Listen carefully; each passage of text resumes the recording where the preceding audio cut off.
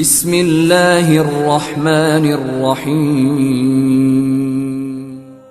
اعوذ باللہ من الشیطان الرجیم بسم اللہ الرحمن الرحیم السلام علیکم ورحمۃ اللہ وبرکاتہ۔ ناظرین، آپ دیکھ رہے ہیں Islamic scholar official YouTube channel. ناظرین، آپ کے وقت کا ضیاع کیے بغیر اپنی ویڈیو کی طرف بڑھتا ہوں۔ ناظرین، انشاءاللہ العزیز 22 مارچ 2020 کو شب معراج النبی صلی اللہ علیہ وسلم آ رہی ہے۔ یہ ایسی عظیم اور برکتوں والی رات ہے کہ ہر شخص، خواہ عام ہو یا خاص ہو، وہ مساجد کا رخ کرتے ہیں۔ اسی طرح خواتین جو ہیں وہ اپنے گھروں کے اندر عبادات کا، نوافل کا اہتمام کرتی ہیں۔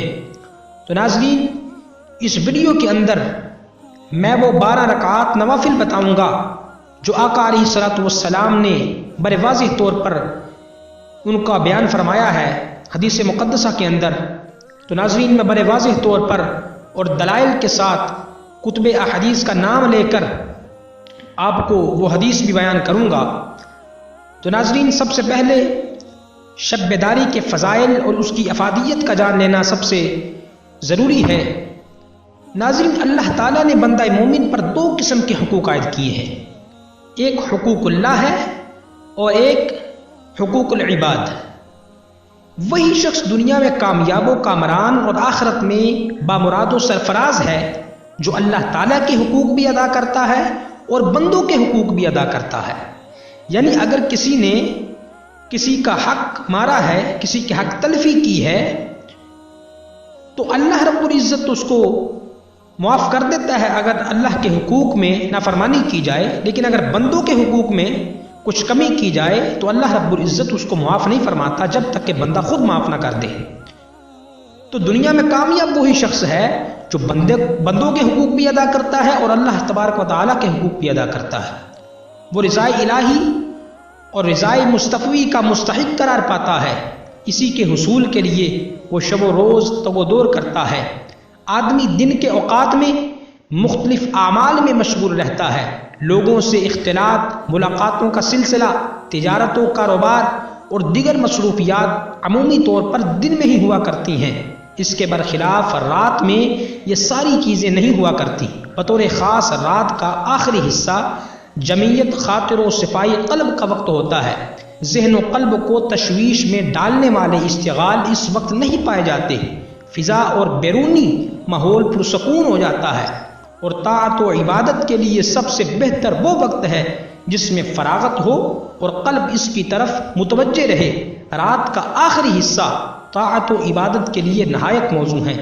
تو ناظرین، اس کے علاوہ رات کے آخری حصے میں نام و شہرت اور اسی طرح کاروبار کا جو خیال ہے وہ بھی انسان کے ذہن میں سے نہیں گزرتا، کیونکہ دنیا سوتی رہتی ہے، عبادت گزار کو دیکھنے والا کوئی نہیں رہتا۔ اخلاص واللہیت کے ساتھ عبادت کا سب سے بہتر وقت جو ہے یہی ہے، یعنی رات کا وقت ہے۔ آقا علیہ الصلوۃ والسلام کا فرمان موجود ہے۔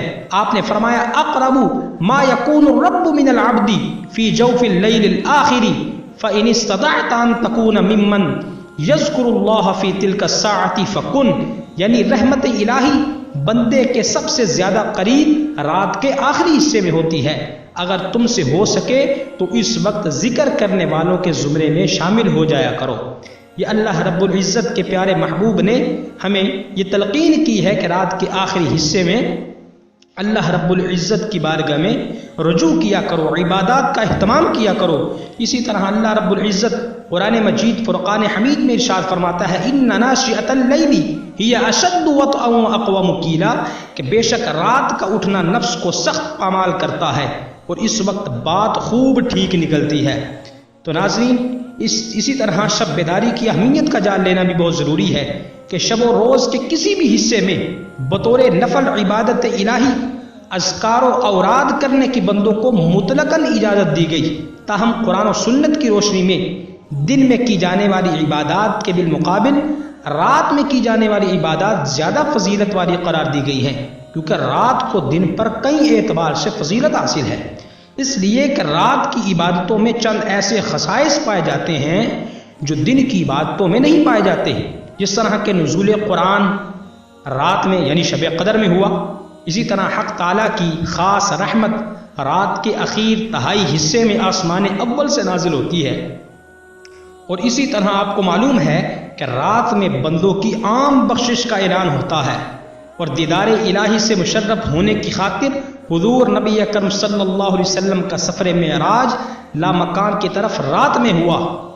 اسی طرح ناظرین، عبادتوں کے لیے رات کا انتخاب نہایت موزوں و بہتر اس لیے ہے کہ اس وقت لوگ سوتے رہتے ہیں۔ مخلص بندوں کے لیے دربار الہی میں حضوری کا یہ بہترین وقت ہے، اس میں ریا اور دکھاوے کا شائبہ بھی نہیں ہوتا، اور اسی طرح دنیا کے کاروبار رات میں ٹھپ پڑ جاتے ہیں، شور ختم ہو جاتا ہے، ہر طرف سکون و اطمینان کی فضا قائم رہتی ہے۔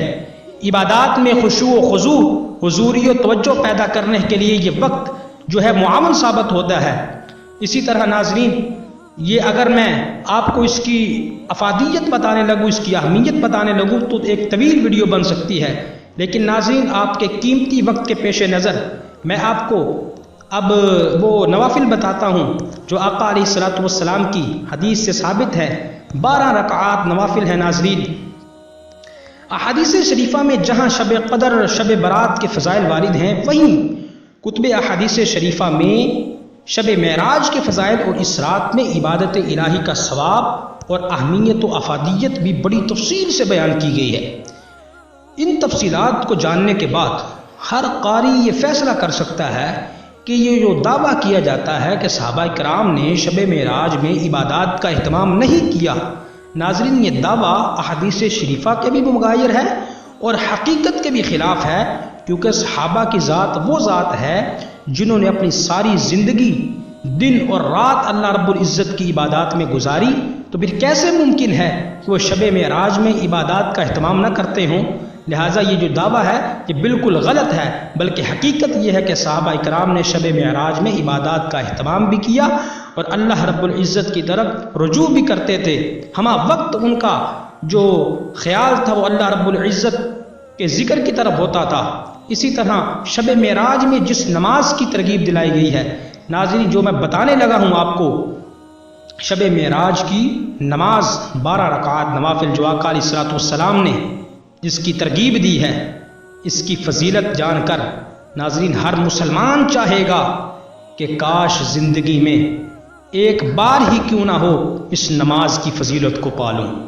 تو ناظرین یہ ایسی نماز ہے کہ جس کے بارے میں ہر بندہ یہ چاہے گا، یا اللہ مجھے شب معراج جو آ رہی ہے یہ مجھے نصیب کر کے یہ 12 رکعات نوافل پڑھ لوں۔ ناظرین یہ میں نوافل بتانے جا رہا ہوں، تو اس سے پہلے ایک چھوٹی سی گزارش ہے کہ اب اگر ابھی تک آپ نے ہمارا چینل سبسکرائب نہیں کیا تو سبسکرائب کر لیں، کیونکہ یہ چینل ایسا ہے کہ اس پر فقط قرآن و سنت اور سلف و صالحین جنہوں نے قرآن و سنت سے اخذ وظائف کیے ہیں یا عملیات کیے ہیں وہ قرآن و سنت کے مطابق وہ ہم آپ کو بتائیں گے، کیونکہ ہم وہ ادھر ادھر کے وظائف نہیں بتائیں گے، فقط قرآن و سنت سے اخذ شدہ وظائف اور عملیات بتائیں گے تاکہ آپ ان سے اچھی طرح فائدہ حاصل کر سکیں۔ ناظرین حضرت انس رضی اللہ تعالیٰ عنہ کی یہ روایت ہے جس کے اندر 12 رکعات نوافل آقا علیہ الصلوۃ والسلام نے بتلائے ہیں۔ ناظرین حضرت انس رضی اللہ تعالیٰ عنہ فرماتے ہیں کہ جناب رسول اللہ صلی اللہ علیہ وسلم نے فرمایا کہ فی رجب لیلۃ، کہ ماہ رجب میں ایک ایسی رات ہے، یکتب للعامل فیہا حسنات 100 سنۃ، کہ جس میں عمل کرنے والے کے حق میں 100 سال کی نیکیاں لکھی جاتی ہیں۔ کتنے سال کی؟ 100 سال کی نیکیاں۔ ناظرین دیکھیں کتنی عظمتوں والی رات ہے۔ پھر فرمایا وَذَلِكَ لِثَلَاثٍ بَقِينَ مِنْ رَجَب، 100 سال کی نیکیاں لکھی جاتی ہیں اور وہ رجب کی 27ویں شب ہے یعنی شب معراج ہے۔ پھر آگے فرمایا فَمَنْ صَلَّى فِي حَسْنَتَيْ 10 رَكْعَةً، تو جو شخص اس رات 12 رکعات پڑھتا ہے تو پڑھنی کس طرح ہے اس کا طریقہ بھی آقا علیہ الصلوۃ والسلام نے ارشاد فرما دیا۔ فرمایا کیسے پڑھنی ہے؟ یقرأ فی کل رکعۃ فاتحۃ الکتاب وسورۃ من القرآن، اس طرح کہ ہر رکعت میں سورۃ فاتحہ اور قرآن کریم کی کوئی سورت پڑھنی ہے، اور ہر 2 رکعت کے بعد ہمیں سلام پھیر دے، یعنی ہر رکعت کو 2 کر کے پڑھنا ہے، اور 12 رکعات مکمل کر لینی ہے، اور 12 رکعات جب مکمل ہو جائے تو پھر کیا کرنا ہے؟ حدیث پاک کے الفاظ ہیں ثم یقول سبحان اللہ والحمد للہ ولا الہ الا اللہ واللہ اکبر، پھر نماز سے فارغ ہونے کے بعد 100 مرتبہ سبحان اللہ والحمد للہ ولا الہ الا اللہ واللہ اکبر پڑھے۔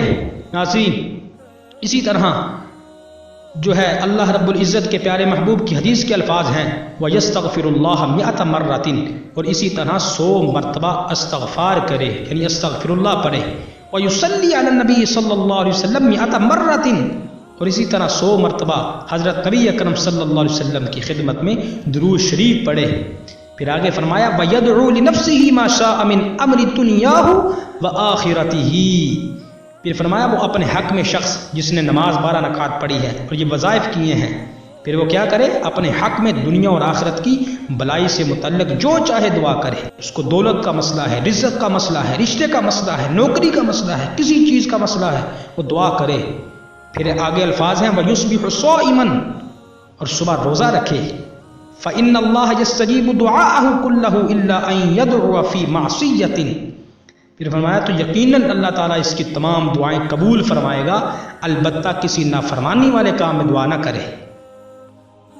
یعنی اگر نافرمانی والے کام میں دعا کرے گا تو پھر اللہ رب العزت یہ دعا قبول نہیں فرمائے گا۔ اپنے جائز مطالبات جو ہیں وہ اللہ رب العزت کے ہاں پیش کرے تو اللہ رب العزت ضرور اس کو قبول فرمائے گا۔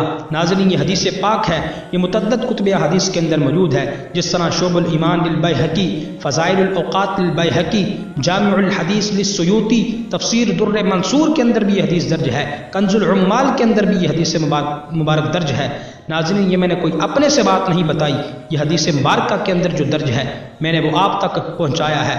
تو اسی طرح آپ بھی صدقہ جاریہ سمجھتے ہوئے کہ اللہ رب العزت کے پیارے محبوب کی حدیث ہے کہ اذا مات الانسان انقطع عنه عمله الا من ثلاثه الا من صدقه جاریہ، جب انسان وفات پا جاتا ہے تو 3 چیزیں ایسی ہیں جو صدقہ جاریہ کے طور پر اس کو اس کا ثواب ملتا رہتا ہے۔ ایک تو آپ کے اللہ کے پیارے محبوب نے فرمایا الا من ثلاثه الا من صدقه جاریہ، صدقہ جاریہ ہے۔